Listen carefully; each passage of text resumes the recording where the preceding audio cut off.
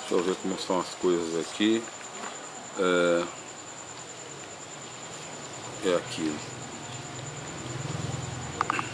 Sinto muito, minha amiga, mas eu tenho que dizer: nosso amor está em crise, temos que reconhecer.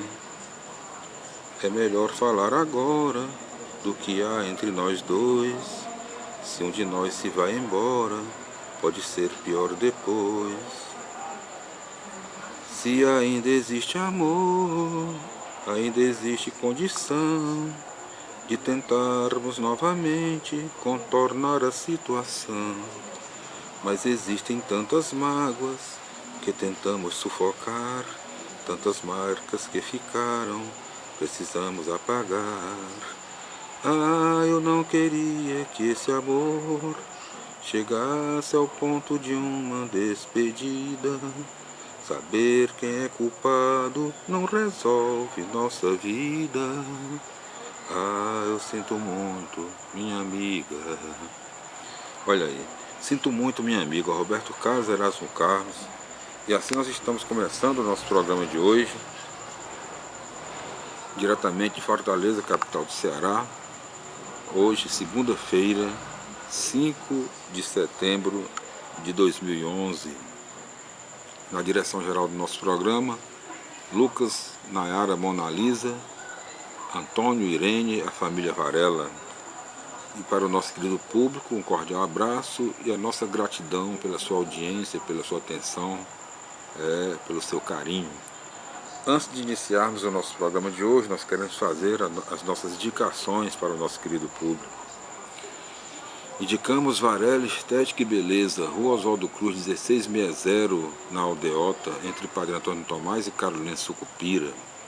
Indicamos o programa Check-up na TV Diária, TV do Nordeste, a nossa TV, domingo, a partir das 20 horas, a apresentação da nossa querida estrela Natália Varela. Indicamos o programa 100% Jesus, na Rádio Vida 102,9 FM, de Fortaleza, Ceará. Jesus em primeiro lugar na vida é assim. Domingo, a partir das 22 horas até meia-noite, né? Das 10 às 12 da noite, é claro. O programa da missionária Natália Varela, na Rádio Vida 102,9 FM. Indicamos também o programa Vida News, jornalismo, na Rádio Vida 102,9 FM, notícias do Ceará, do Brasil e do mundo, de segunda a sexta-feira ao meio-dia. Apresentação da nossa querida estrela Natália Varela, na Rádio Vida 102,9 FM de Fortaleza, Ceará. Jesus em primeiro lugar na vida é assim. Indicamos também a oração da Varela. A oração da Varela, quarta-feira, a partir das 18h30, no comecinho da noite, na Varela Estética Beleza, lá na Rua Oswaldo Cruz, 1660, na Aldeota, entre Padre Antônio Tomás e Carolina Sucupira. Indicamos também a página Check-up de um caderno viva do Jornal Diário do Nordeste aos domingos, que assina Natália Varela, nossa querida estrela. E depois das nossas indicações, nós queremos fazer hoje, no nosso programa, nós continuaremos a leitura deste maravilhoso livro Namoro e Virgindade, autor Paul Eugênio Charbonnet, e nós estamos fazendo a leitura do capítulo, deixa eu ver aqui, capítulo 3, a virgindade física, né? Nós estamos lá no tópico já, deixa eu ver qual é o tópico aqui, certos fatores decisivos, né? E continuando aqui a leitura do programa anterior. Ó, durante a duvidosa revolução sexual contemporânea, pretendeu-se esvaziar do amor qualquer relação sexual, né? Pretendia-se que ela fosse apenas uma banal e efêmera caça ao prazer. Fazendo isso, violava-se o caráter humano da sexualidade, mas era fácil prever que cedo ou tarde haveria uma volta ao amor. Hoje a sexologia, a mais científica e rigorosa, não permite mais que se negue o fato de que é preciso, para que o homem seja sexualmente feliz, que ele reencontre o caminho do amor e que toda a união seja um denso momento de encontro amoroso. Se não for assim, não haverá mais do que vibrações epidérmicas e a sexualidade não será mais do que uma força dilapidada. Se podemos afirmar isso a respeito de todas as relações sexuais que se distribuem por uma vida inteira, com muito mais razão, isso será verdade em relação à primeira união. O momento em que a virgindade é doada e recebida deve ser o mesmo em que a delicadeza do amor manifesta-se de modo absolutamente inequívoco. É preciso que a Virgem, quando se torna mulher, sinta e saiba que é amada mais do que em qualquer outro momento, porque é esse um momento de amor único, como é única a doação que ela faz de si mesma. Quando se consome a virgindade, é preciso que seja no fogo crepitante do amor soberano.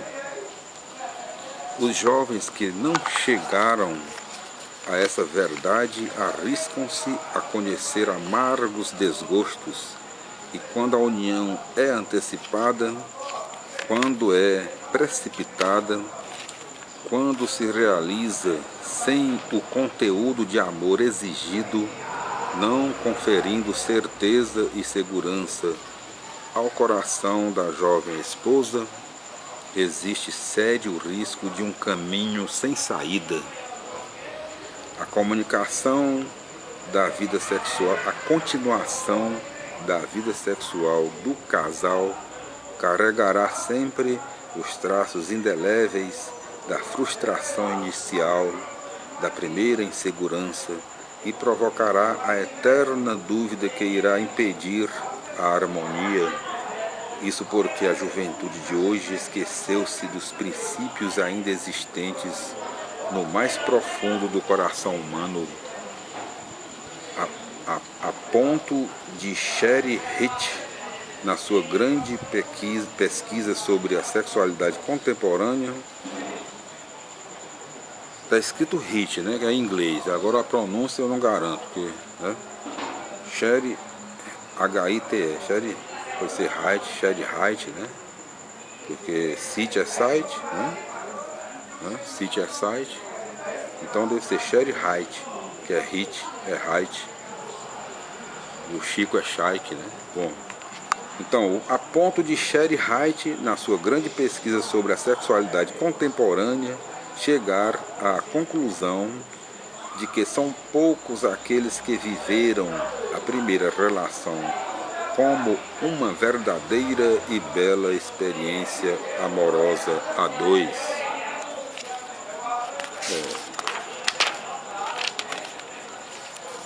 Talvez seja essa a origem da imaturidade sexual generalizada que vemos nos tempos atuais.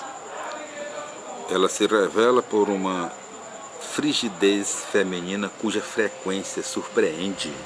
Basta lembrar que os números que traduzem a realidade são estupendos. Considera-se que quase 80% das mulheres sofrem de frigidez.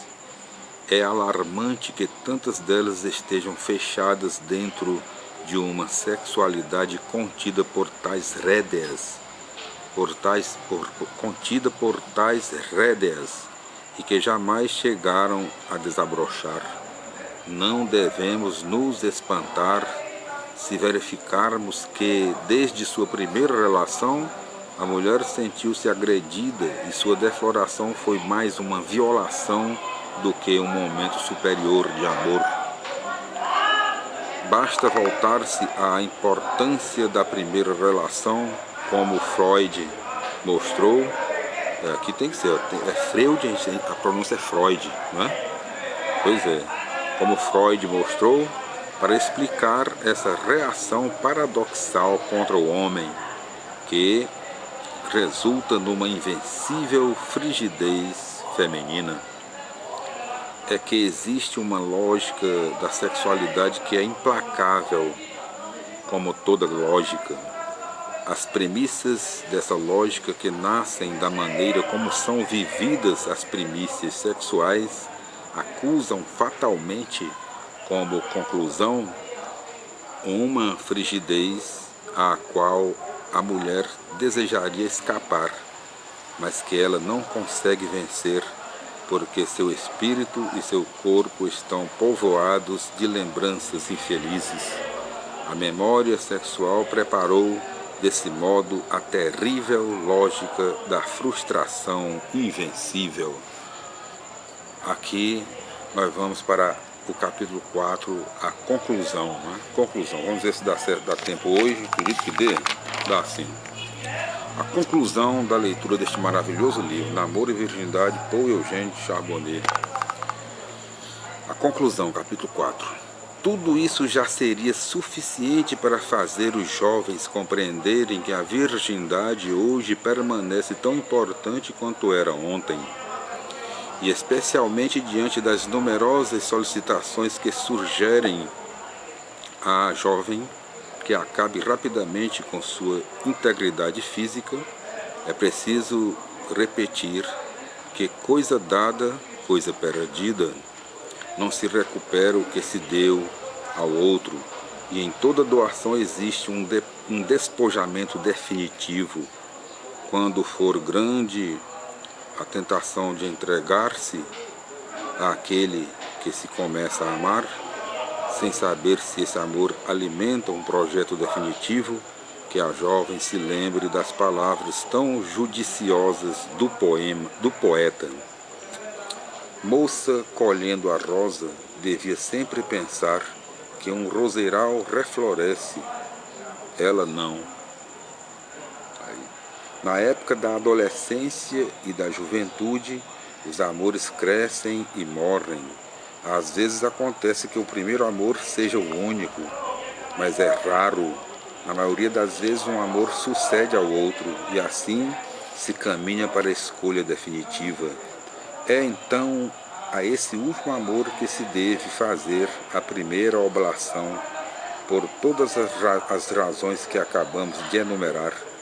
Mas se já tiver acontecido que o outro primeiro tenha colhido o que o último deveria colher, este terá que começar pisando nas lembranças que ficaram, e as uniões levianas de uma época passada, mas que deixou marcas indeléveis, poderão perturbar toda a evolução da vida sexual conjugal.